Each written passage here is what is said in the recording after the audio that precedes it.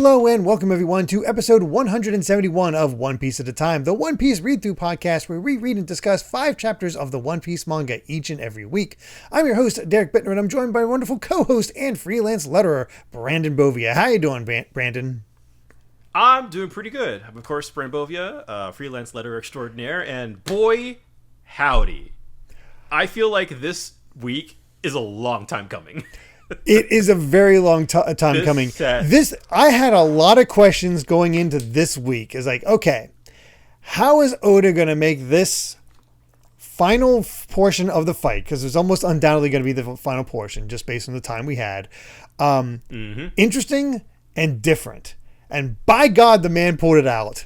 Like, I can't not believe how well these 5 chapters work in terms of just pacing and stakes and just hell yeah moments for minor characters.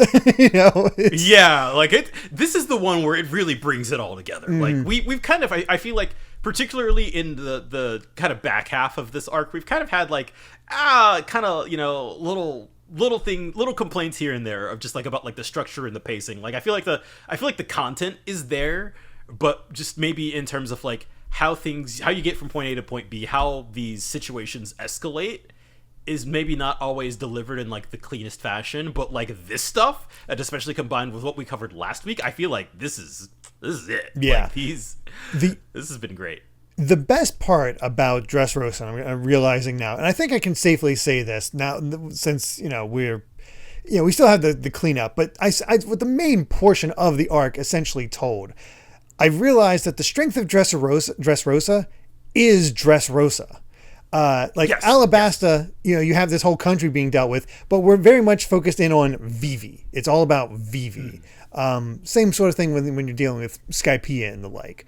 Water 7, he sort of raises it because you have more of like the carpenters, the ones, the shipwrights and all that. You have a little bit wider focus, but to have the entire country and the gladiators be a focus like this, it really is it is about these people. And it is everything. It really feels like almost in kind of like a microcosm. It's like the whole world coming together, right? It's like all of the bringing together all kinds of walks of life, like bringing people together to achieve one goal. And I think Oda communicated that just so cleanly here. Yeah, no, it's and that we've talked, of course, plenty of times at this point about like, kind of like, Dressrosa feels like a little bit of this and that, but like I feel like that what you've locked in on about how much this arc really is about like its people, and I feel like that makes the themes hit so much harder. I feel like Oda, again, I feel like he nailed it on this one. He really did. So I mean, we'll definitely get into that as we go along here, but let's not waste any more time because there's a shocking amount to talk about, despite it being mostly a fight, kinda. So, mostly, let's do this with chapter 786, Gyatz. And with Jinbei's story over, we're back to fan requests. And I love how they're taking the fact that Law doesn't like bread. It's like, no, Luffy's going to make him eat bread. And it's just this massive fight.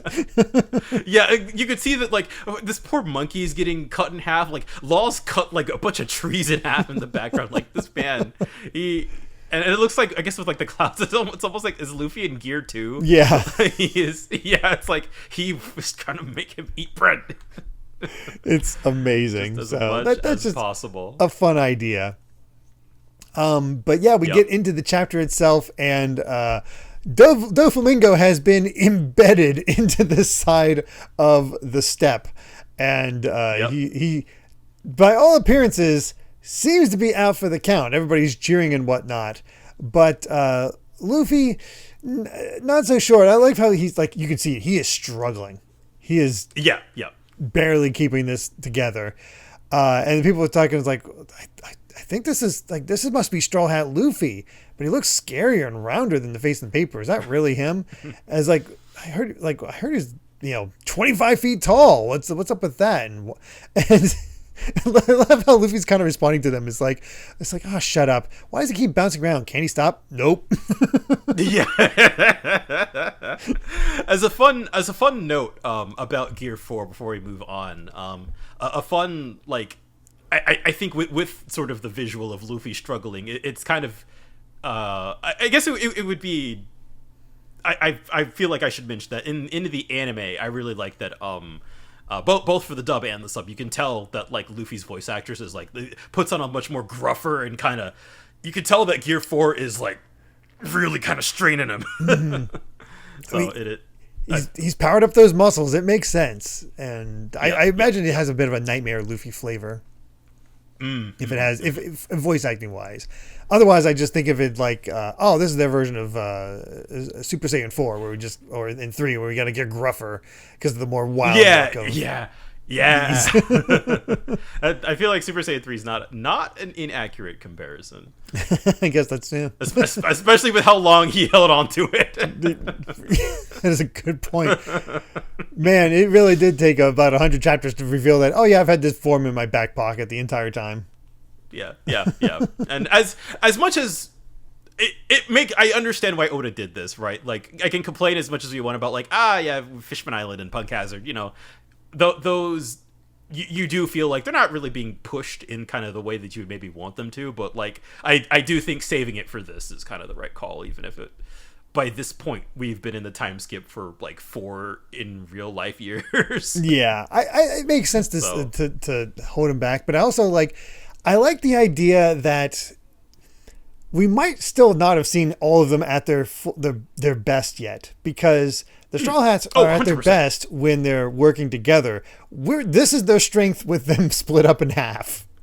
Yeah, so. Very much so. There's still stuff to even for Luffy. I think there's a couple things I can think of that are like, we hadn't talked about that yet. But like Gear 4 is certainly like the star of the show in terms of his like, what he's capable of. And it's cool. Of course, we know, we cut to Viola, who's like, he won, and you're like, no. And Law notices, and of course, Luffy notices, nope, it's not enough. The birdcage is still there. He's still alive. He's still awake. Yep. So Luffy's like, okay, one more. This ought to do it. And he's winding up. He's like ready for his gum. And as he's on his way through, it runs out, and I'm like, "Yep, that's our way of dealing with power-ups in this in One Piece. He is out of time for Gear 4. Yeah, he's out of. Yeah, and not only that, you turn the page and just immediately here's Burgess just jumping down from like, I don't know, several feet up in the air. And he's just like, all right, he's on his last legs. I'm gonna kill you and take the gum fruit. And it's like, all right.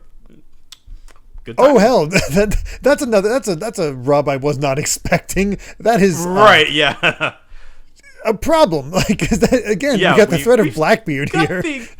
We've got things to deal with still.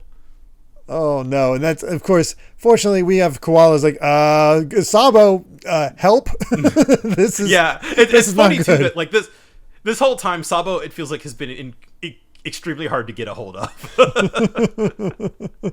And here comes Burgess, and Luffy is struggling to get up. He has those shades over his eyes, and they're just like, is the fight over? Is it okay? What happened to Flamingo? And just this crack, and you just starting to build up, and then you look up, and basically half of the mountain is getting destroyed by Doflamingo waking up. That close-up, dude, of Doflamingo, just like the ink brush, where it's just like you've got the kind of the rubble falling in front of him, and it's just like, oh god, Doflamingo's still alive, and he's pissed. Yeah, he is. Oh my god, it really shows just how much of a threat this man is, and yeah, it is gonna be a little more work to take him down, and Luffy's tapped, so that's a problem. Yeah. It's fascinating to try to compare him to the warlords that Luffy befriended. Like, I'm pretty sure, he just trounces Hancock. Hancock. Jinbei would, still probably struggle a bit, I think. Jinbei would probably struggle a bit, and I it's hard to tell with Kuma.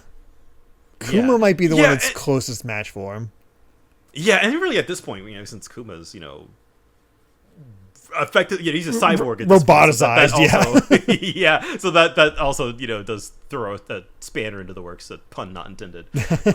But certainly, I feel like we saved Doflamingo for last as far as the warlords are concerned for a reason, and I feel like it makes sense that we do kind of have we got one more warlord to deal with before the emperors kind of move on to become kind of the major threat. Yeah, it's quite fitting, and I love this struggle with the people where they're seeing this oh crap, gotta get out of here. The pirates are still fighting. We gotta go, and they're like, that's a problem because everybody else in the country is heading here because it's the center. Yes. So where are we gonna go? There is literally nowhere safe, and even they're all running. The people are running away. They're looking at Luffy and they're like, I don't think he's in a fighting state anymore. Just run. You're gonna get caught in the aftermath. Just get out of here. Yeah, I love the subtlety here as you can see Doflamingo sort of surveying Luffy, and he has his hand against stretched as his chest, where he's sort of going. It's going crick crack, and he's sewing himself up. That's what he's taking care of his internal injuries. He's got a healing factor, man. This, you can't beat him. The man has unbelievable stamina, but Luffy is barely hanging in there. He is just so wibbly wobbly, and that's when sudden MVP Gyat shows up. Yeah, the MC from the Coliseum. and he puts two and two together. He's like, was that, were you Lucy all along? He's like, Luffy's just like, yeah. It's like, I knew it. You don't see little guys as strong as you very often.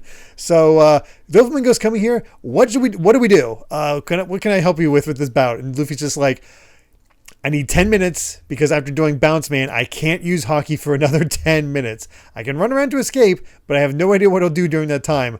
But once I get my Haki back, I can finish him off with one more move. It's like, God, we have our setup of what we're doing. We have our setup. And I love the way that this is framed too, where Guts is like, is this going to spell the end of his rule? Let me get this straight. If we buy you 10 minutes, you will free us from the danger of the birdcage. And Luffy just says, I promise. And that's it. 10 minutes, and then everybody moves into action. Yeah, I love the looming threat of Doflamingo as he uses his powers to just lower himself down like some sort of god. Like a god coming from the heavens. The setup, the structure for this set of chapters in particular, it really feels like the stakes are at their highest. Doflamingo is kind of at his most heavenly demon. And now, we have our one objective, survive. Yes, we got to give Luffy the 10 minutes he needs to get his power back. And, Gyat's is like, got it. Hey, everybody else, you hear that? 10 minutes is what we need to spare him. He's like, these are the tournament gladiators who didn't lend you their help earlier. And they're like, hey, sorry, your bounty was too tempting before. We never thought you'd actually be able to fight Doflamingo, but seeing what you're pulling off here, we're going to help you out. We're going to believe in you and put our lives on the line to take him down for you. Yep, and that's it. Everybody's coming together. And of course, Gyatz takes that opportunity, hey, half of you guys come with me, we're going to take Luffy and escape. And then I love this bit, of course, where Burgess just kind of comes crashing through a wall, ready to go, die, Straw Hat. And of course, she's just kind of like, all right, now Luffy's tapped. He can't defend himself. We have, time to pull emergency Sabo button. Yeah, we're push the Sabo button. And here's the Sabo button to just kick Burgess in the face. It's beautiful. Yeah. Again, we are rallying the forces really for just the final battle. Yeah. That really is what this chapter is just present Doflamingo as he is, how he is still a threat, how we still have other threats dealing with Luffy, and basically setting up we got to survive for 10 minutes with this whole thing. Yep. And I again, there's a lot of subtlety here as we're going along, especially with Doflamingo, where he looks confident. He looks like he is just pissed and not going down anytime soon because he can play so straight face, but he has little text near him, wobble. Yeah. He is unsteady. He is feeling. He is unsteady. But I do like that he doesn't say a word after like he gets back up. Like he is just kind of like the silent movie monster, just like slowly walking towards you. You know, you at this point you already know what like what he's capable of. The kind of danger that he represents. And like just like again the way that you're talking about, like the way that he kind of descends down, the way that he's sort of framed from like from the front, or I guess like from the back, but like the camera's behind him, and it's almost like he's kind of framed like the hero, or kind of like the focal point, I guess, right, is the word that I want to use. Yeah, where he is framed in the center in a lot of these shots, and I feel like even though we're here in the final phase, like we are not undermining Doflamingo, not one bit. No. Like we were talking about how last time Doflamingo just got overwhelmed by Gear 4, but I like that he like it's not like he's not still a threat. That's for sure. Yeah. And that's what I always really like too about Luffy's power-ups, is that they, like, again, in the same way that with like Gear 2 and 3. Well, yeah, okay, Gear 2 like with oh my god, the antlers dude. Bluto. That was, of course, like that's just a demonstration. That's the demonstration. But like when he's fighting Lucci, it's not like I introduce Gear 3 and it's the I win button, which is something that I do think, like, I feel like Oda understands that with these power-ups that can feel relatively, like, he understands that he is skipping kind of the explanation. And so that just because you're introducing this new element into the fight and this new thing, like, it is not the win button. It is not the, like, okay, the fight's over. There is always sort of like a new element. There's always something for the characters to deal with, even if it is, oftentimes kind of like a time limit or a limitation. But I think having that kind of back and forth and having these characters and their abilities kind of in communication with each other keeps it, even just like having the hero on the back foot, like, is always going to be more interesting than just having them, completely, whip butt. Yeah, exactly. Like, it's like, oh, I got this thing. Time to just beat you down. Yeah. Bleach. Yeah. We do have an SBS, and this... I gotta say, our headline, our fan art here is extremely on point when it comes to the questions. Yeah, it is. We have the header and the questions are kind of working. They're synchronized this week. Oh my god! The fact that it's just the hourglass shapes of Robin, Vivi, and Nami from behind as they're bathing. Yeah. Okay. And I know it's a manga. I know it's well, it's not even Oda style. It's a fan art submission, but just the way that, like, their backs, but you see their boobs from the front, just like, yeah. And I don't want to get hung up anatomically, but I just see that and I'm just like, man, their butts are literally just heart shaped. Just, man.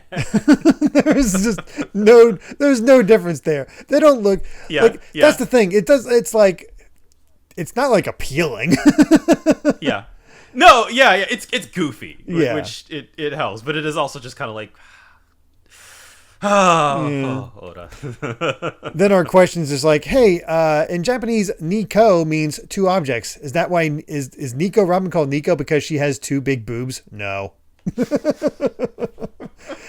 And then it's just fair like enough. What's the secret to drawing the hourglass figures of the women in One Piece? And they're just like, oh, here you go, just XX circle circle circle. And then I do think this is funny, at least because it feels like Oda's kind of in on the joke. Yeah, he's just like, it feels like he. All right, you pervs, here you go. Just go away. Yeah. It feels like, yeah, okay, we're all aware of what I'm doing here, and that's fine. Yeah, it's like, Lord. If this is the only figure you draw, your female readers will send you many criticisms. Yeah, he knows. He knows. Oh goodness! All right.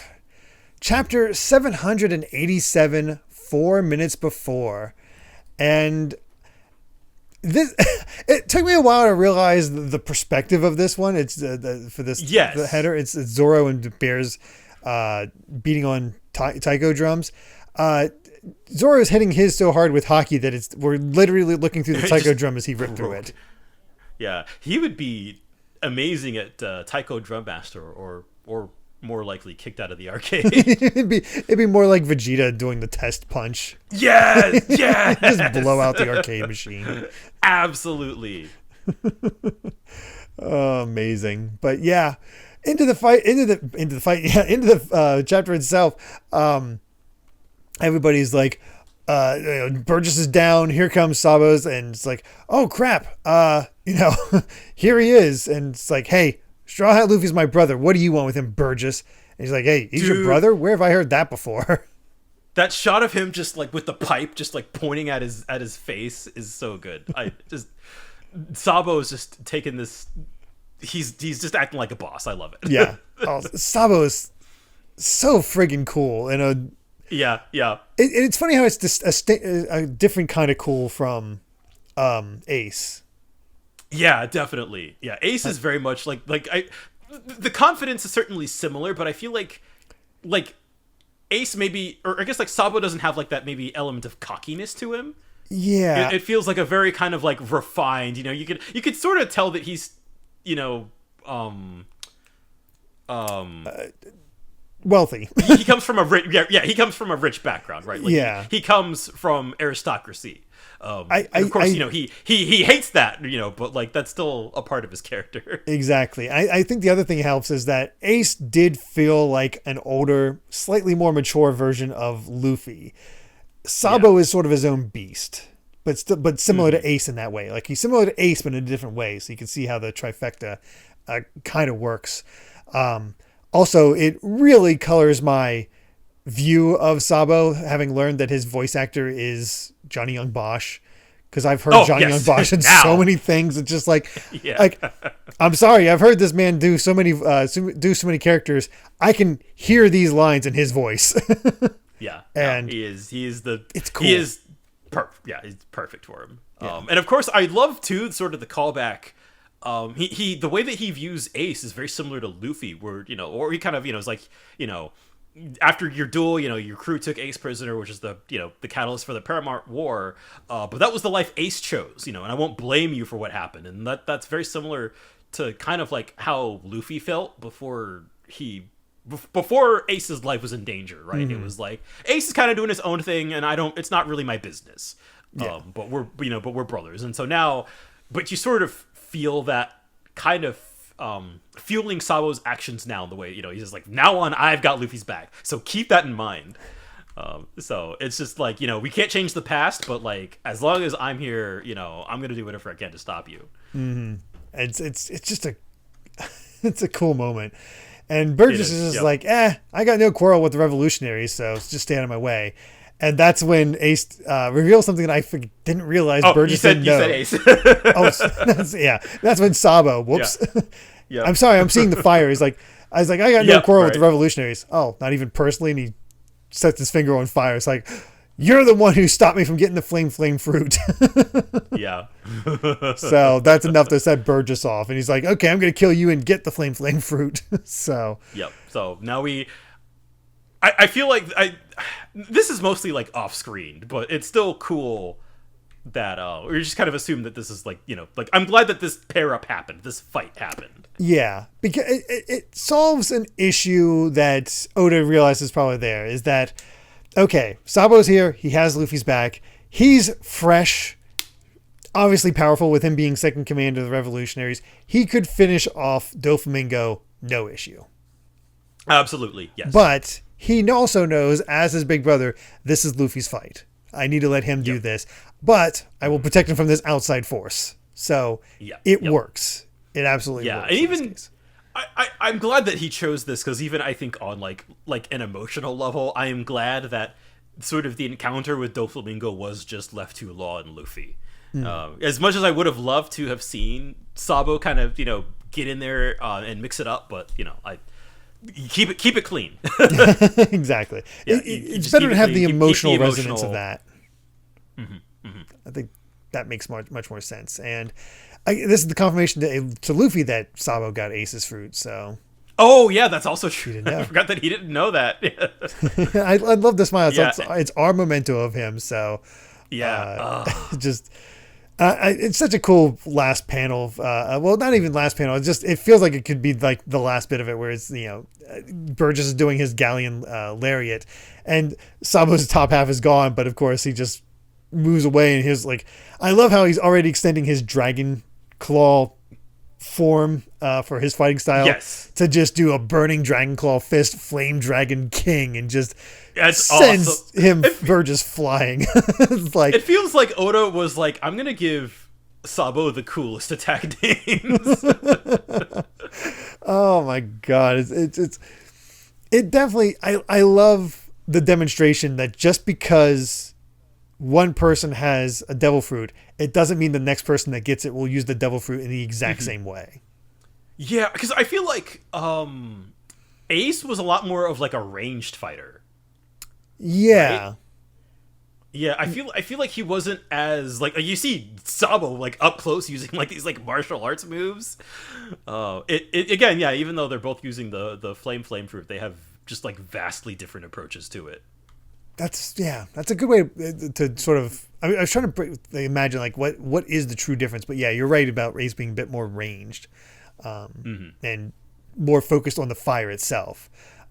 We get sort of the hand movements and sort of an extension of Sabo's base moves, which makes sense. I mean, this is his fighting style. You might as well just augment what you already know. Exactly. Yep. And again, we saw that demonstration in the tournament that Sabo was already cracked out when it came to hockey. Yep. So now seeing him with the devil fruit powers is like, oh, he is just moving forward, going to be a force to be reckoned with. Oh, I'm sure. But we also get this interesting thing for what is Blackbeard's crew up to, because they're hunting power users. And we don't get anything more from that. It's just that's sort of our little clue. That actually reminds me, because we saw, with obviously we know now that that they can somehow steal devil fruits, but like we saw that with Blackbeard, but we don't know that like does I guess we're assuming that Burgess knows how to do that. The way that he says like, I'm going to steal your devil fruits, so I'm making that assumption that he. Again, that's also the crazy. We still don't know what that is. I'm not surprised. So I'm just like, how does he? Sure. So whatever. Yeah, there it is. Yeah. They have to be the final like thing that Luffy has to take on at this point. I feel like it, or they would at least be involved somehow. Yeah, involved or something to that degree. I mean, of course, we still have Shanks out there, but it's not going to be the same thing where it's just like a desperate power struggle. You're not going to get that against Shanks. You'll have an honorable duel type thing. This is more of like, I need to beat you down.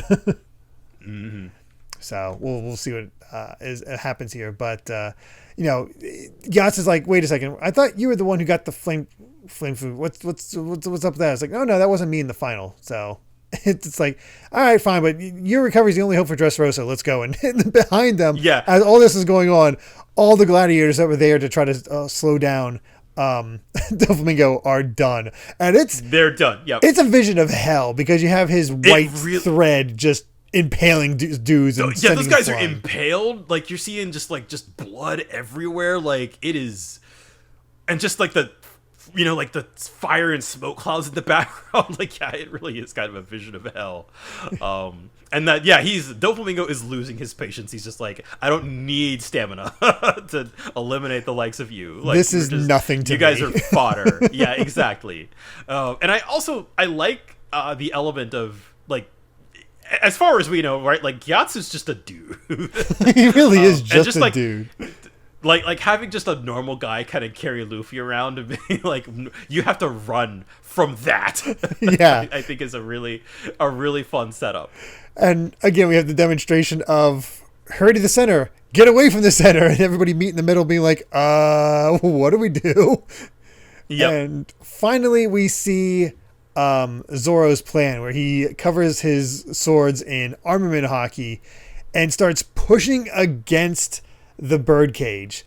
And they're like, the samurai are like, this is madness. What do you expect to do? Is like, this can't be something that just can be pushed back. And Zora's like, how do you know? Rather than complaining about how it's impossible, just turn off your imagination and help. This is all just the powers of one man. The idea that it's unstoppable is absurd to me. And it's just like, oh my God. Right. Yeah. And again, I feel like that's going back to the themes of just kind of like, Doflamingo at the end of the day is ultimately just like one person. And he may be ridiculously powerful in all these ways we've seen, but like even just sort of like the idea of like everybody coming together to stop this, even if it's only a little bit, it can help. Everybody's, every little bit of contribution helps. And we see that, with Frankie's team with the Smile Factory. It's like, hey, this thing's made of sea prism stone, like, so we're gonna push the factory, just to slow down the birdcage however we can. And that's amazing in and of itself. It's like, oh, that's a cool communication, having it from both sides, having it just sort of setting that whole idea up. And you can sort of see the seeds of like, oh, everybody's kind of coming together now. Like this is how we're keeping everybody else occupied while Luffy gets ready for that final confrontation, and keeps everybody active and not just hanging around. Yeah, that's good stuff. But of course, Viola's communicating that to Robin and the rest.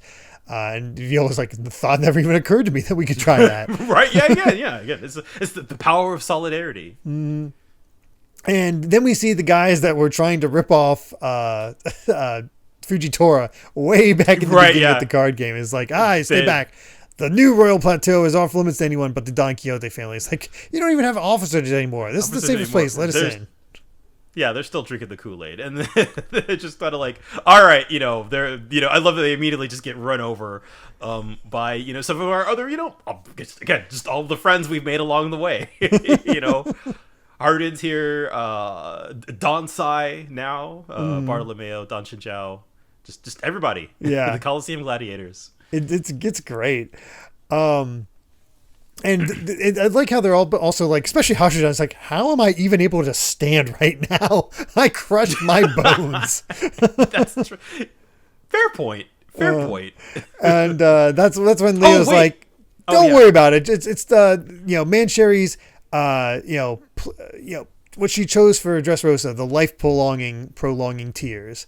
And it's like, what's that mean? It's like, nah, don't worry about it. Just go. Climb up the plateau. Get to the center of the birdcage. We're going to take care of this. If you're in good condition, you're coming with us. And I love how you can see Baby Five swooning in the background. Yeah. I love a man who takes command. Oh, gosh. But, it's... I love how Doflamingo's like, oh, he's not... Straw Hat's not showing himself, I'll force his hand. He's like, I'm going to shrink it even faster. So it's not even just the amount of time we thought before. It's not where it's a set amount. No, it is shrinking. Yeah, he can control it. Yeah. And, Riku's like, oh no, don't do this. Please don't do this to my people. And like, we can't outrun it anymore. And we got Sabo fighting Burgess during all this. And everybody else pushing. Bartolomeo's like, it's our turn. We got to do this. And Fujitora taking notice to some interesting bits of white in the air, and Doflamingo calling out for Luffy. And then we get the kicker of it all. Time remaining until the birdcage reaches the center and causes genocide. 3 minutes. Time Fair until enough. Luffy's hockey recovers. 4 minutes. It's like, all right. Oh no. And that's these are gonna be tight. That's beautiful. The idea of like, no, we need to buy at least a minute for Luffy if we're all going to survive. And to have that sort of tangible thing that everybody can accomplish, that's so good. Yeah, the way that, and that's sort of the genius of the birdcage too, right? Of having kind of like, we have a singular thing now where like every single character we've met up to this point can just focus on this. All of the other Doflamingo's officers are all down. Like, it's better than just having them sit around do nothing, right? Like, it's really the like, our fates are kind of intertwined, right? Like, we're doing this to save Luffy so Luffy can save us. Yeah. It makes everybody feel a lot less passive. Yeah, it's more interesting than just, we got to watch Luffy do this fight. It's very rare that happens. I think the only time that really happened was Arlong. It happened more often in East Blue. I would say so. Yeah. But I feel like as Oda's plotting has gotten more complex, I feel like he does do. Again, you can take issue with maybe sort of with the timing of things, but I feel like we're here at the end. I feel like he kind of knows where people are going to end up, just maybe not always like win or for how long. Yeah, it's like, okay, I need to get them here or hold them off for this bit, so we'll figure this out. You gotta have to little nudge it a bit sometimes. But we do have another SBS. First one's just elevator etiquette, which is just whatever. It really isn't much.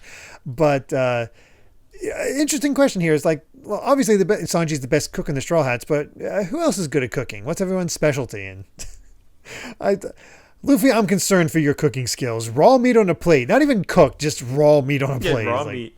Yeah. Chopper's mixed juice sashimi for Zoro. What's with Luffy and Zoro with cooking? Yeah, right. I think sashimi is also like raw fish, right? Like, yeah, it's raw. It's raw seasoned fish. So yeah. It's I've had it before. I'm not a big fan of fish, so I'm not like too into it. But the way it was seasoned, it kind of reminded me a bit of ham. If you want to go for a bit of a slight flavor profile, I might be way off. I might just be me trying to convince myself. But yeah. Robin making stew and paella. Nami with roast duck and tangerine sauce. There you go. That sounds incredible. That does sound nice. I'm hungry. Barbecue for Frankie, fish and chips for Usopp, and churrasco for Brooke. Fish and chips is a really interesting choice for Usopp. That's not really what I would have thought, but I kind of love it. Yeah, you wouldn't think so, but he does know how to fish and have some simple potatoes and so it makes sense. Mm-hmm. Yeah. But I love how only Nami, Robin, and Usopp have any real cooking skills. The others can't do much more than cut, burn, and mix. Yeah, pretty much. And of course, Nami charges for her food. Yeah, of course. Oh my. Well, let's go ahead and get to chapter 788, My Battle. And I think this is why I like these requests. I think the requests I think now that they're starting to see what Oda's doing for the request, they're like, okay, let's see what he does with these pairings. And we can get beyond just the Straw Hats. Because I wouldn't have thought about this, but no, this makes a lot of sense. Brooke doing a cursed song performance for Perona. Yeah, I love this interaction. The way that you have all these like dark, scary spirits in the background, and she's just like, ah. It also very much shows that Perona's a fan favorite. Oh, of course. Oh, absolutely. Despite her limited appearances, she is definitely a fan favorite. 100%. But we get into the chapter itself, and still 3 minutes until the birdcage reaches the town center. So what are we going to do? And they're just like, the remaining gladiators are like, we just got to handle this ourselves. Let's do this. And they're just getting massacred, man. Yeah. Those white strings just utterly decimating them. I love the spice on Doflamingo's words, just like, I gave you a message. Bring me Straw Hat. I feel like in this section, like Oda's art for Doflamingo, just all of like the heavy inks, the black shading, like it is, again, like he is just at the end of his wits. He has lost all patience. It is the most. We've had a lot of really good Doflamingo faces, a lot of really good like high detail panels, but these last few have just been incredible. So good. And we go to Gyat's, and it's like they're just basically giving out more details. Like, okay, there's 3.5 minutes until Lucy recovers, but we'll have mass fatalities before that point. So I know, but you don't throw a fighter into the ring when you know he can't fight. We're not going to hand him over until he's ready. And I didn't notice this before. I didn't notice until later, but I didn't see that they were in here too.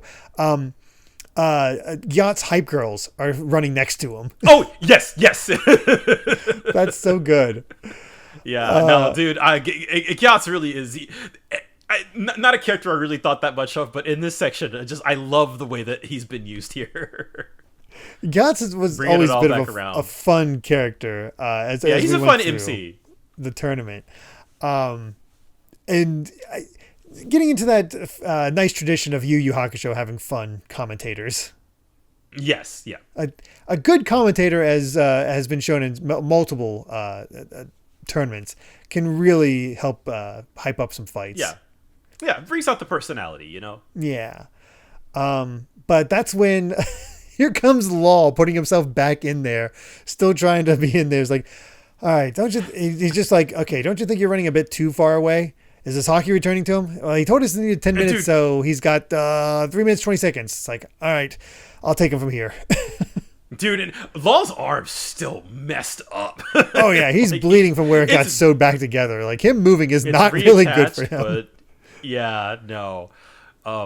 I do like, this makes sense. You know, we kind of cut back to some of the other gladiators. And I love that they're all, like, Bartolomeo is using his barrier, and, like, everybody's pushing the barrier, which is a really cool idea. Yeah. I even got Robin's massive hands. Like, everybody is involved in this, and that's so good.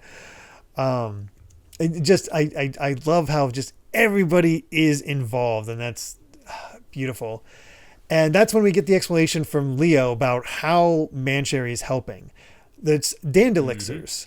Dandelions made from Princess Mancherry's healing tears. And we get a demonstration of that where a guy's falling behind. He's like, I sprained my ankle. I can't run any faster. What do I do? And all of a sudden when these dandelixirs lands on his leg, and all of a sudden he can run just fine. He's not even faster than them. It's like, what the hell? Yeah. So... and the catch is that it only lasts for a few minutes. Yeah, it only lasts for a few minutes, and it doesn't actually heal. It just makes it so you can actually use it again with no pain. It's essentially a painkiller.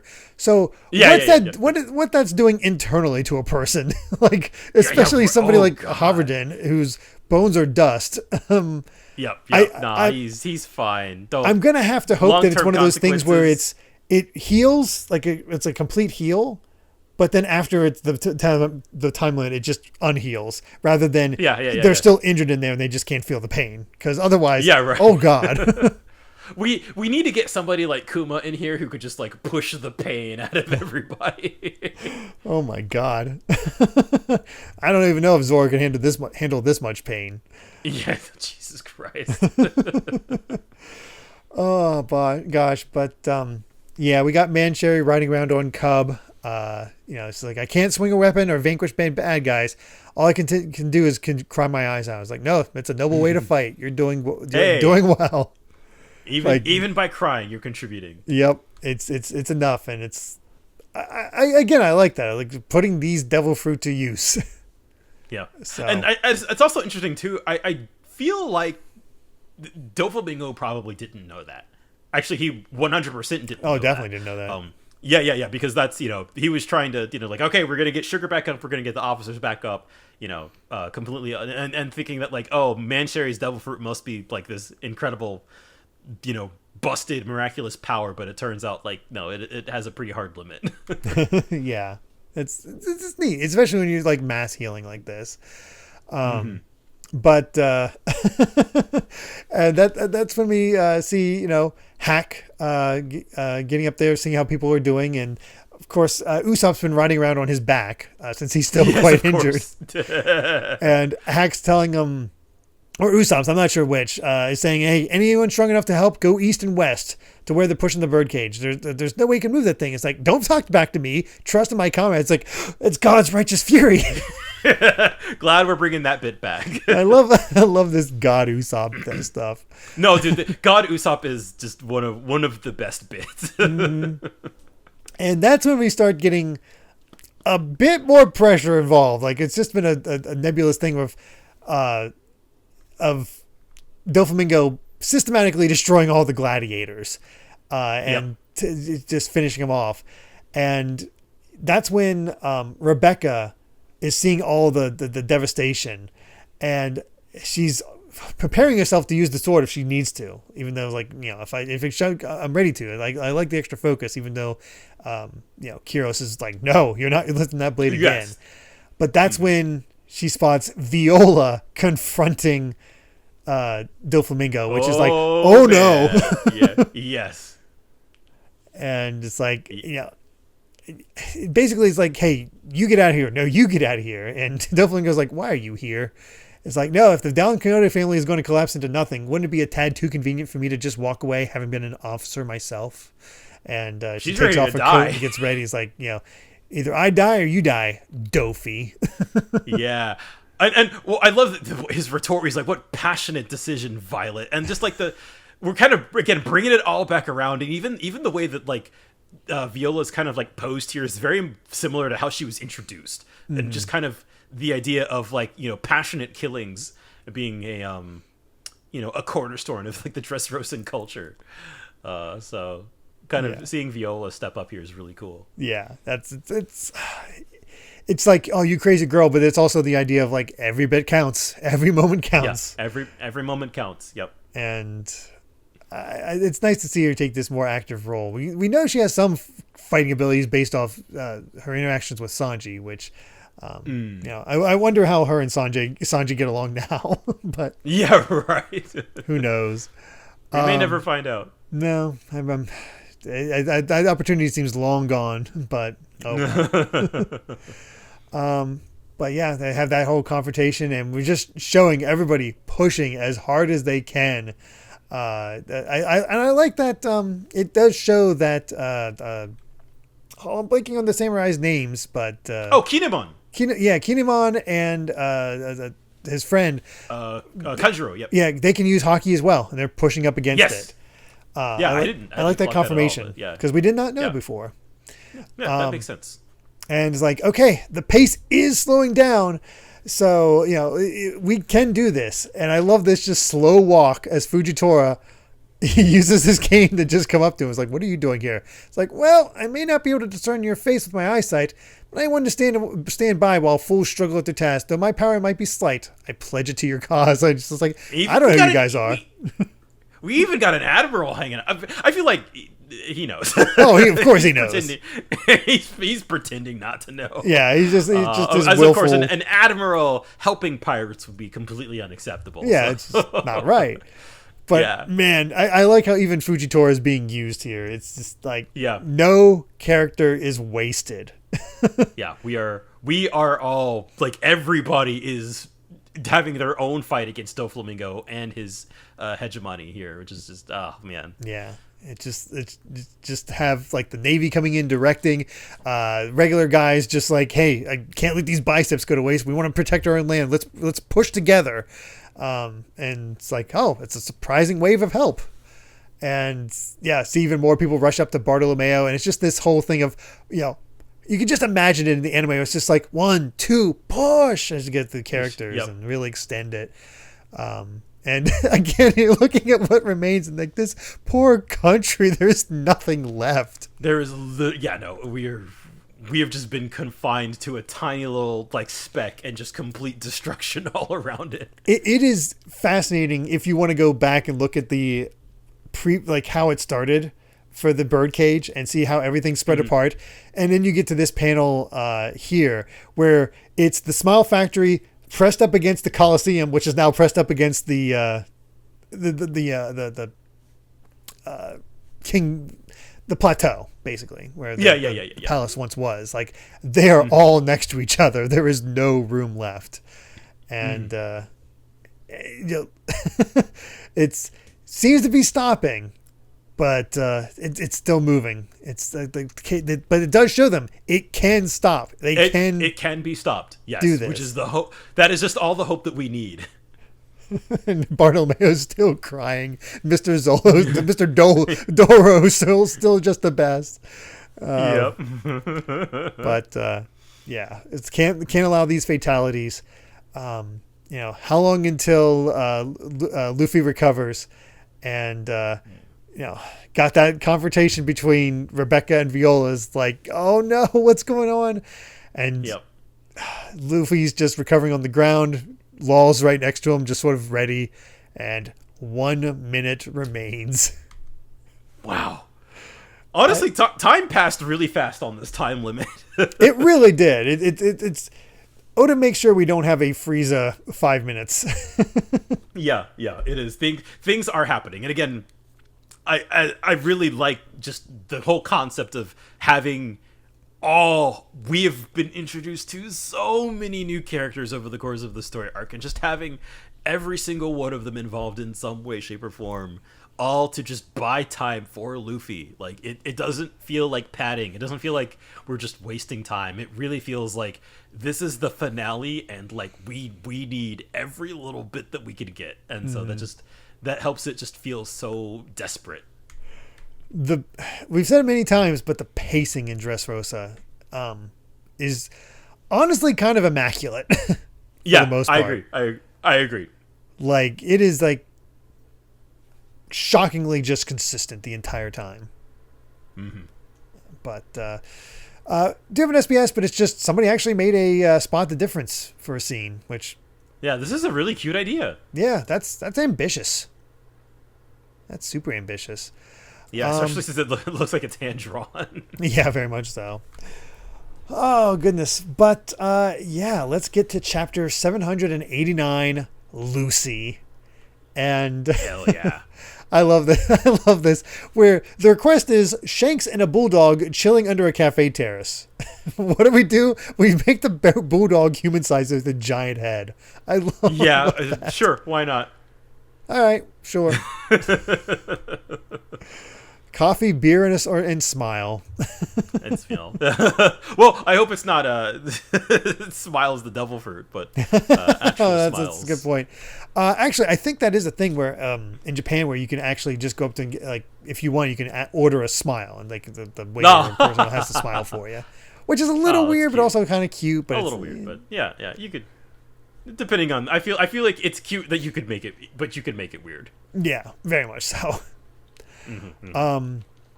But we get in there and it is just it's a cone essentially. Look at the birdcage. Yeah, you can see it just cutting again for the sense of scale, just cutting into the mountain, just how it's shredding through the rock, and it's ready to burst. Like and depending on where you are, you might not be sliced, you might just be crushed. Because right. Buildings. Seriously. Yeah, like I feel like it would be really hard if you're on the margins. It would be just really hard to escape, right? Mm-hmm. Like it would be knowing where all like that's horrifying. Not knowing, okay, which building is going to crash into what building, and how are you actually going to escape?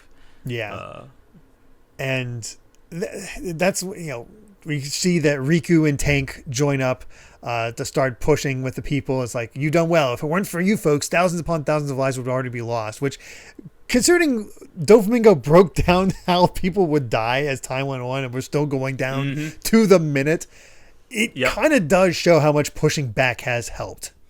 It has helped, yeah. And I feel like, oh God, I the more I think about this sequence, the more I really love it. But just, again, the idea that we've seen from Sunfolks is just kind of like, how much can I really help? Like, how much is like one person's contribution actually going to change things? But like this sort of show of solidarity, I think, is like in this day and age is so important. Mm-hmm. And I love Frankie's line. It's like, the hell with this birdcage. We're humans and being free is what we're good at. So keep pushing. Yes. This really is just like the ultimate like freedom versus control. Yeah. And we take this moment to see Viola versus Doflamingo, and it's not going well. Yeah, and I do, of course, Doflamingo's like, did you really think that serving in my family for 10 years would be enough to make me hesitate to kill you? And he just, I do not punish my people for failure, but I will never forgive betrayal. And if we've seen that through and through this whole arc. It's actually one of the most interesting things about Doflamingo, where he doesn't get upset about failure. We've seen that time and time again. Like he's been chill about so much. Mm-hmm. He like kind of feels for him in his own weird way as we've gone along, but it's like, how dare you betray me? And it's an interesting hang up to have for a villain like this. Yeah, and I feel like it all of this kind of like going back to his brother and kind of having the like having that worldview so, you know, dedicated to the point that like, yeah, you would kill your own brother just because he betrayed you. And you know, I feel like that actually it does make him stand out. You know, how many times have we've like throughout, you know, Punk Hazard and Dressrosa, we've seen Doflamingo just kind of not really like, again, like he's so chill about it. He's like, you know, like, oh, I'm so sorry I screwed up. He's like, don't worry about it. And so like as long as you're willing to serve, you know, you're good. The in his eyes betrayal from his father really messed him up further. Very much so. Yeah. You can understand why he has this worldview as warped as it is. For sure. But of course we got to get unnecessarily cruel with all this. So we got him stringing up Viola, leaving her wide open, and then taking control of Rebecca. It's like, okay, you're gonna skewer her. Yeah, and God, this feels extra bad knowing, again, of thinking about Kyros and how much he doesn't want her to swing her sword. Yeah, so the fact that she's getting ready to kill her own aunt, not great. Yeah, being forced to is just, of course, this is Doflamingo's, you know, it's just like, all right, you know, I'm here, I might as well make people suffer. It brings me joy, but we... see where everybody's at when it comes to where everybody's pushing, and the people are still trying to escape, the injured, the women, the children. You know, where do we go? And everybody's still pushing, and just get this, and you get this. I love this little bit from, you know, Kyros is pushing. He's like, "Where's Rebecca?" Oh, right. Yeah, it's like, oh no. He kind of forgot about that. Like, oh yeah, he doesn't know. But as everybody is pushing, as Mencheri's still crying and trying to let as many people be safe as possible, the girls get Gyat's transponder snail ready to basically use the same announcement signal that Riku used. And that's, as we see, again, getting thinner and thinner. He's just like, listen, everyone, it's just a little bit longer. And they're like, what? Who's that? The star will return. We got, dude. That's the best part about this. We got a freaking hype man for this chapter. We have a hype. It's so good.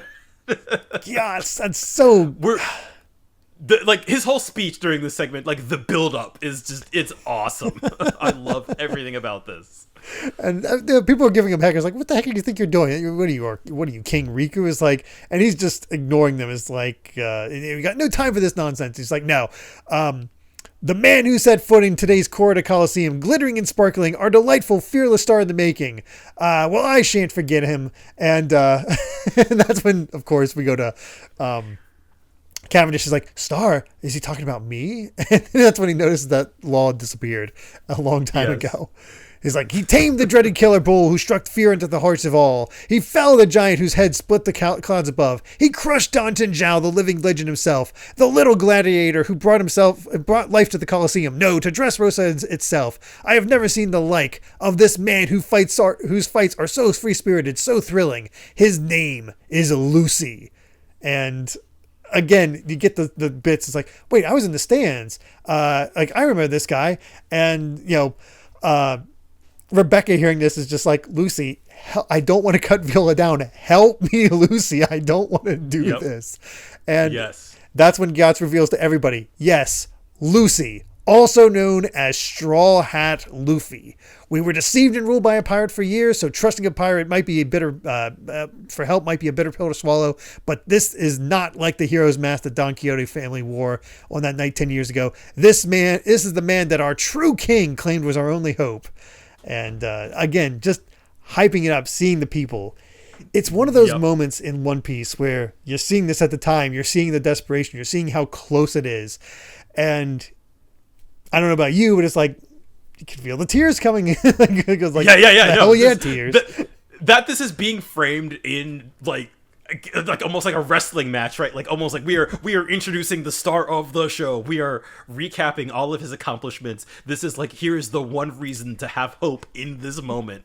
I love it. It's again, just peak cinema. Bringing it back to the tournament that pretty much set the tone for the first 40, 50 chapters. Yep. So I love bringing that back around, and of course ends it with he's promising a one-hit KO, a dedication of a one-hit KO of Doflamingo. So can you hear me, Doflamingo? You manipulated everyone, you stole the throne, and you're a false king. But this shall be your execution stand. And I love that he's making the speech to distract him. He's just like, "Come get me." Yeah. Like he's making a self-sacrifice, which is that's an even better aspect of the speech. And we finally get the confirmation from him. It's only going to take another 10 seconds for him to be ready. And then we got to pile on, like, that's our thread of hope. Everybody's like, oh, hell yeah. But then through Hajridin, oh no.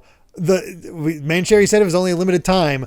The injured are starting to fall. And so down goes Hajridin, Dagama, Ideo. And we got a countdown. I'm just imagining it sort of like a New Year's Eve countdown where it's just like very 8, much 7, 6 as all the people are dropping. It's just like we are on the cusp between ultimate hope and ultimate despair. And yes. The sheer fact that they're just holding in there as much as possible. Gyatso is still shouting his name, and we see Luffy slowly getting to his feet with 3 seconds to go. And at 2, that's when Doflamingo impales Gyatso. As you said, drew his attention to just like take care of him. He's like, this is a farce. And at 0, what do we do? What's going to happen? Let's get a little shot from everybody. And Gyatso just says, "Rotten hell, Doflamingo. Our star Lucy will sink you in one hit." And we're here at the cusp. Like, it hit 0. But we're still we focus in on the fact that Rebecca is about to kill Viola, and Viola just says, "Close your eyes. You don't have to see any of it. This is a nightmare. No matter what happens, just forget it all. I don't blame you. Just forget it. You've done nothing wrong." And she's just apologizes for leaving the scars. And the sword comes down, and here's Luffy headbutting the sword out of the way to break it and save Viola's life. Not only that, of course, the reason he was able to get in there is because Law traded places between him and Viola. Yep. I love even here this far into the game, Law still he's still the key part of all of this. I love that. I love that he's just not on the sidelines watching. He is actively messing with Doflamingo. These two working in tandem. And he's just that one word. He says, "Go." And the cheers from everybody where there he is. It's Lucy. Oh, it's good. It's so good. The build up, man. Like of course the hero has to come to save the day at like the literal last moment. And just like the way that we had our boy Gyatso, just he understood the assignment and was like, I'm gonna make sure that like everybody knows this man is here to take you down. Cut a promo on Doflamingo. Yeah, I know, seriously. Oh my god, I love it so much. I love it. But let's get to our final chapter of the set, 790, Heaven and Earth, where we have our color spread, and I like this idea of each one representing a different country. I got mad Live Alive vibes from this cover. You're right. There's very similar. Yeah, very much so. I love how Frankie gets China. It is an inspired choice to have Zoro be Germany, so he can enjoy Oktoberfest. Yeah, just give him the beer. Usopp gets Brazil. Robin with India, which I love that style. That style rocks on Robin. She looks good. Luffy, of course, Japan. Nami, America. That makes sense. Got to go for the cowboy. Chopper being Canada. Canada. I love it. It's adorable.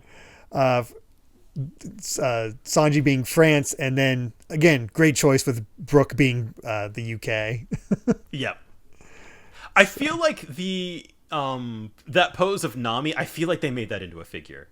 I'm like, that feels like it'd be a figure. I could see Robin also being a figure. Yeah, I feel like they've made that into a figure before.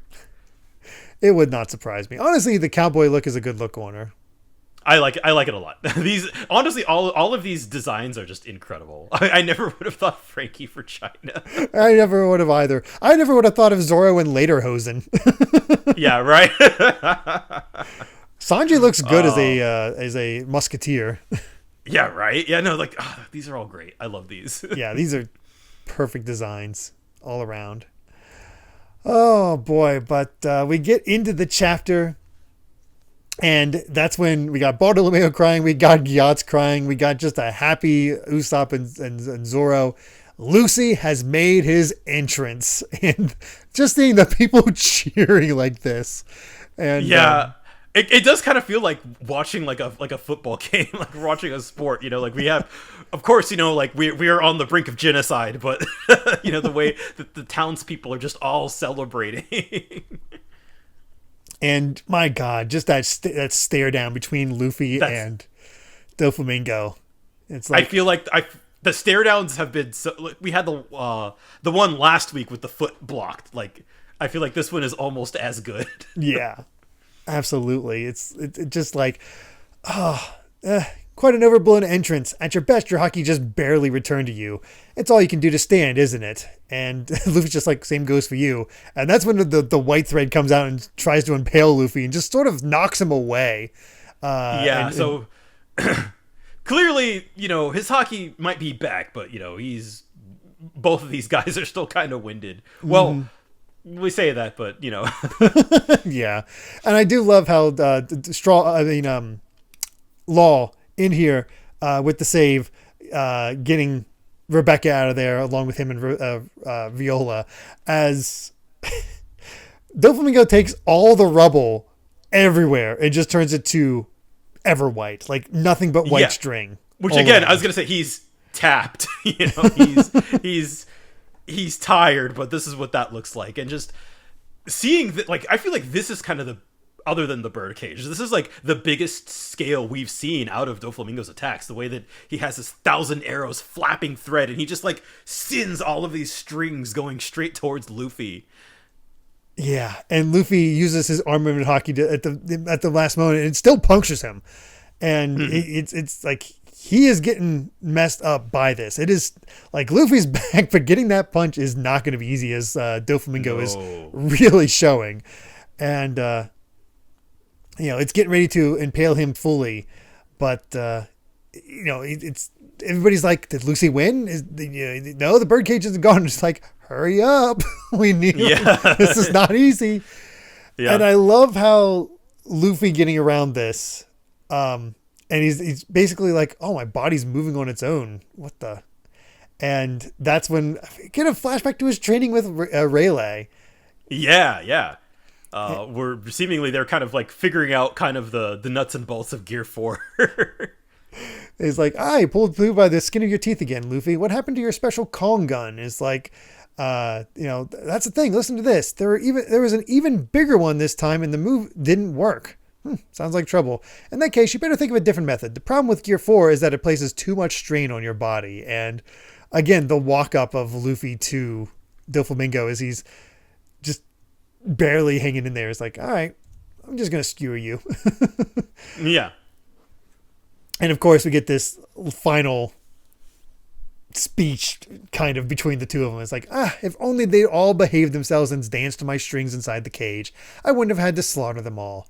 And Luffy's like, cage, dance, enough. You know, and he finally goes back into Gear 4. And yep. I didn't realize it at first that Luffy was actually being controlled by Doflamingo at this point. Oh, yeah, that's what he says. His body's moving on its own. Yeah, I thought it was like he had dodged, like he went into some automatic state, but no, he was being controlled. Yeah. So him declaring, like, all the snapping from him going to Gear 4 and bouncing away is like, you broke my strings, which... Yeah. Can't say we've seen that before. Right, and then we're just the way like Luffy just like he just goes straight up. Like I feel like we saw it before, but like the way that Luffy can just fly now. And Doflamingo's like, okay, how many seconds can you last with that little stamina you have left? You got, and basically you have guts to challenge me to a midair battle. So you got a one-hit KO. Let's see it. and it's the big confrontation. It's like, I don't like you standing above me. Like that's and you can see his strings coming in from behind him too. Yeah, I gotta say it's a little Naruto coded with because they look like the nine-tailed fox. Nine-tails, they do, for sure. But Luffy is done. It's like you try to trap everything with your own hands so that you can control everyone, and it's suffocating me. And that's the key point here. It's like Luffy is all about freedom. Doflamingo is not about that. It's all about control. It's freedom versus control. And I just like, of course, I feel like from the second that we were introduced to the concept of the birdcage, this is like, even if not on purpose, this is sort of like thematically like the most anti-Luffy thing, right? It is just like we are going to try to trap this person who is all about, just freedom and whimsy and, just doing whatever you want. And then it's like we are going up against this versus like, Doflamingo's just, blame your blood. You were born to be human refuse and helpless puppets. I'm not like you humans. So even at this stage, he still, again, I love that line where he's like, I don't like you standing above me, because Doflamingo always wants to be the one on top. Oh yeah. And I like how Oda finds little other pieces of villains to tap into to be anti-Luffy in ways that, like, Luffy's this thing and the villain is very clearly the opposite of that aspect of Luffy. Again, very telling that the last move that Doflamingo attempts to stop Luffy is a spider web, another trap, yes. Something to restrict. Of course. But amazingly here, with Luffy going, I'm going to kick your butt and be free, he's getting ready for a gum, and as he's already pumped up his muscles for Gear 4, he does it one more time to do his Kong attack. And that's when Doflamingo's like, well, if you won't follow, you must die. And he uses 16 holy bullets, a god thread, to pierce through his web. So he has a shield, and now the sword's coming out. And Luffy uses his haki to punch through the impaling thread into the spider web and straight into it, because Luffy's using not Kong, King Kong. Yes, dude. Which is beautiful. Actual King Kong, and it is just this giant fist. It's basically channeling Gear 3 into Gear 4. Yes, yeah. And I love the scale too of that final confrontation. Oh, and if you want any proof that that Doflamingo's done, it's the fact that you can see just a white void hitting his face as his glasses burst. And finally get King Kong gun, where it looks like the sky is cracking. It's just Doflamingo's web, but it's just bam, and basically it looks like the entirety of the town folds in on itself because of the sheer impact of Doflamingo into the ground as the people are running from his body, hitting this and all the debris. This is one of the craziest, like, biggest scale One Piece fights I think we've ever had. Like, it's one thing, again, I always, it's always Marineford vibes, right? But it's one thing during Marineford seeing, like, oh, here are all of these characters who are, like, way stronger than Luffy right now. And it's another thing to see, like, Luffy just sent a guy, like, 100 feet underground. It is such a great thematic thing, because one of the things I pointed out for as we were in the lead up to this, getting ready for the Doflamingo fight, was I hope it's as hype as Luffy punching Crocodile through the bedrock in Alabasta. And it succeeds. But it also is great because it succeeds in a completely different way that's thematically appropriate for both of them. Where he's with Crocodile, Luffy's punching him through the ground, up through the ground to bring him into the light and reveal his shadow, the shadows that he was doing here. With Doflamingo, he's punching him into the ground to show that he's not above everybody. In fact, he's embedding him into the ground. Is like, you are not above anyone anymore. You sending him to hell. Yeah, pretty much. Like, send this heavenly demon into Earth. Oh my, there's a lot of really good symbolism there that like. It's great. It's great. This is, I feel like, the finale that such an epic scale that this story has been. This is the finale that it deserves. Absolutely. And I can only look at this and know how you're saying, like, I like Whole Cake better, and then I like Wano better. I'm like, how does he top this? I'm a little worried now. Well, this is a pretty freaking high bar, I gotta say, man. it's pretty high. It's absolutely pretty high. I think, not to get ahead of ourselves, really. I think what I remembered is, like, Whole Cake has very different priorities as to what Dressrosa is. I think Dressrosa and Wano they have a little more in common in terms of just like structure and setting and priorities, but I think Whole Cake is good for very different reasons than Dressrosa, whereas I think Wano is good for probably similar reasons. Okay, if that makes sense. I think so. I'm excited at the idea. Yeah. But knowing that this is kind of like what we're dealing with in terms of quality, in terms of like this is what a One Piece arc looks like now. Oh, it's yes. good stuff. It's good stuff. It's good stuff. And of course, we've been gushing about this. We have one little bit left as Law reflects on Doflamingo getting, sent into the 7th layer of hell, where he just says, he reflecting on Corazon's words. He says, in one area, the people of the D are known as the enemies of the gods. And that last little panel of the clack of Doflamingo's cracked sunglasses. It's excellent. And you brought up something that I didn't think about, where it's like enemy of the gods. It's not the first time Luffy was an enemy of the gods, because Eneru. Yeah, so. I was thinking that because I was gonna say this week, I was like, so Luffy just like took down his first god, and I was like, that's not true. No, second. It's a little been there, done that, actually. Little bit, but this one, I don't think this one's escaping to the moon. Yeah, and I think the point about Luffy taking down a god is sort of like, we have sort of like the people of the D as like the natural enemy of the gods, which is really cool because Eneru, like Luffy is Eneru's natural enemy. So that feels like it is very much by design that we had the rubber and electricity kind of as like the symbol for potentially what, like, what is sort of Luffy's greater role in this like supposed to look like. That's more of like theorycraft stuff for me, but like I think there's stuff going on there that is like not accidental. I don't think so. Before we end off, there was something that I wanted to Google before we recorded, but I Googled it while we were talking about it. Okay. So Doflamingo's 16 Holy Bullets attack actually has a little bit of connection. It seems like the number 16 is it seems like a common thing with the celestial dragons, because if you remember, there was during the scene when Doflamingo's family was getting burned at the stake, and they were talking about like the townspeople were talking about their gripes with the celestial dragons, and then one guy was like, my wife walked in front of a celestial dragon and they shot her 16 times.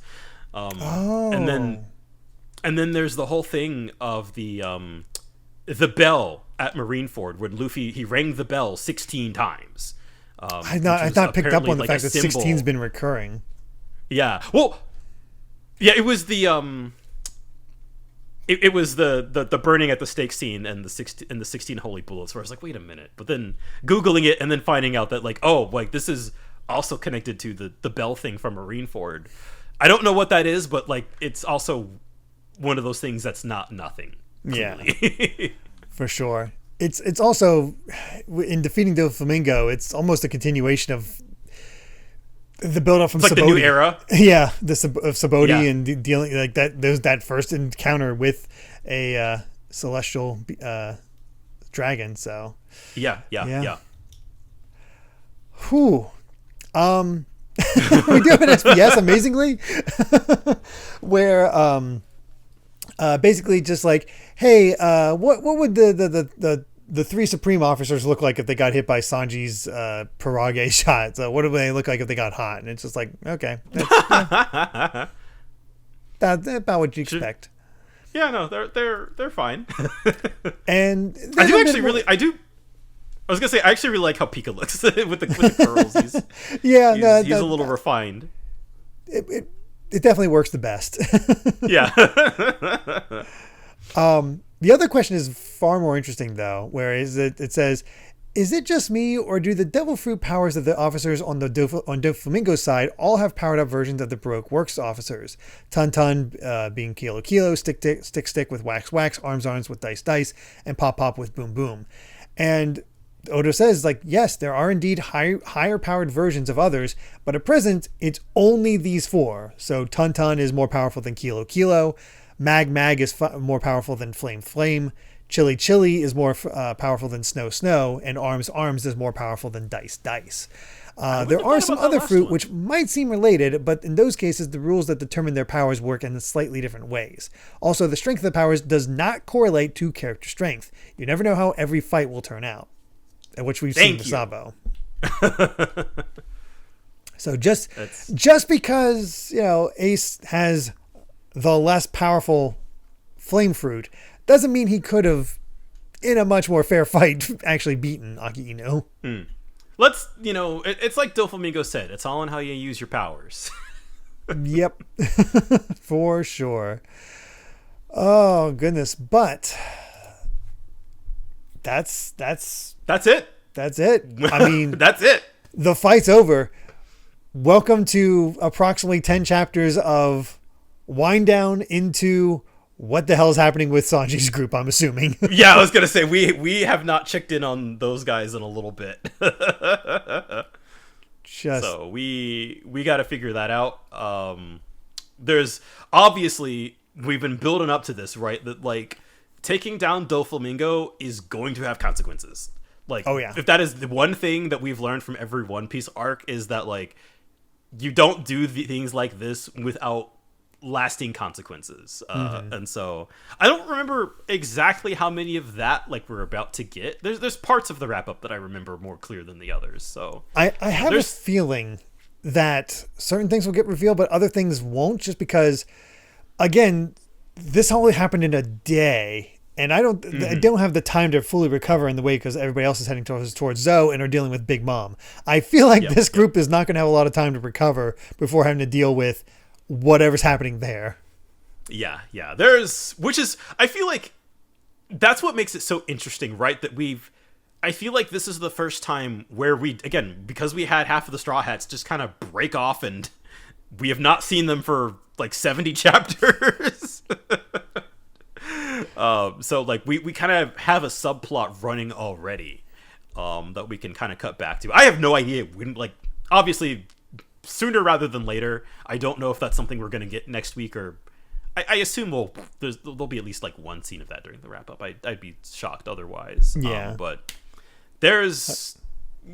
I feel like with an arc as big as Dressrosa, and with so many new characters we've been introduced to, I really hope we kind of have the time to just, like, let's rebuild. Let's give these people time to recover.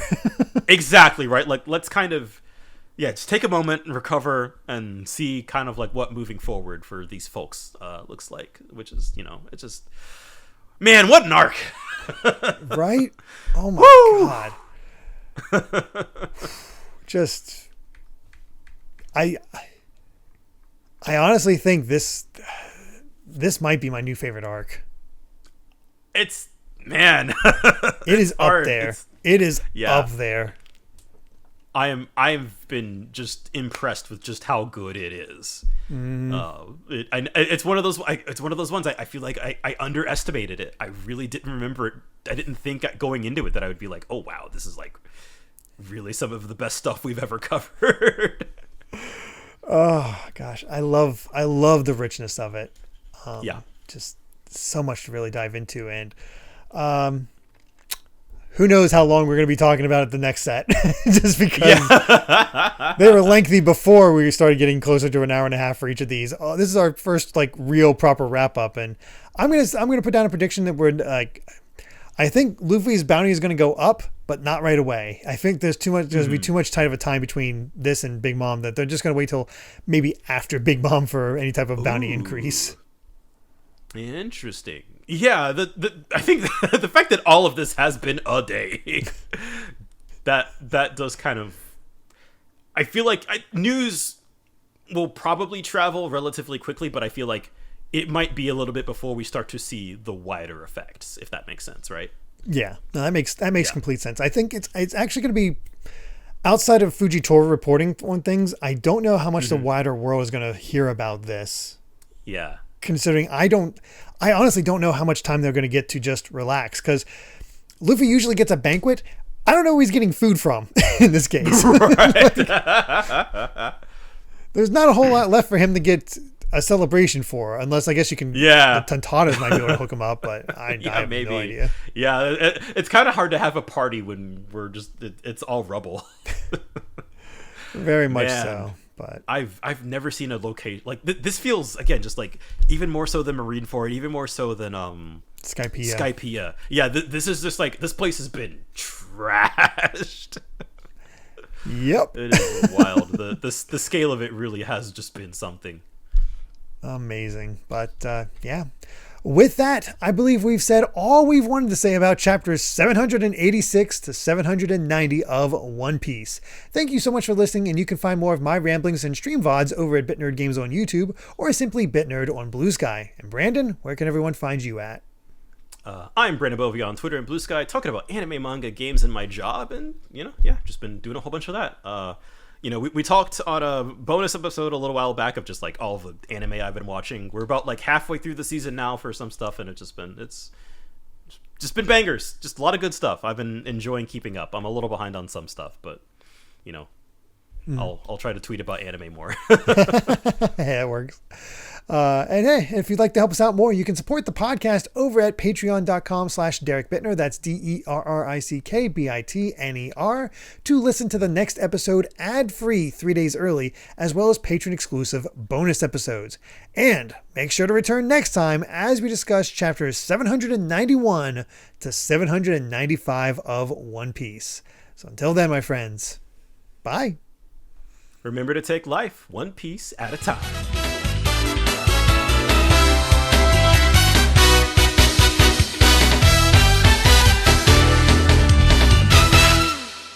Those who fear the inheritors of D have given them another title.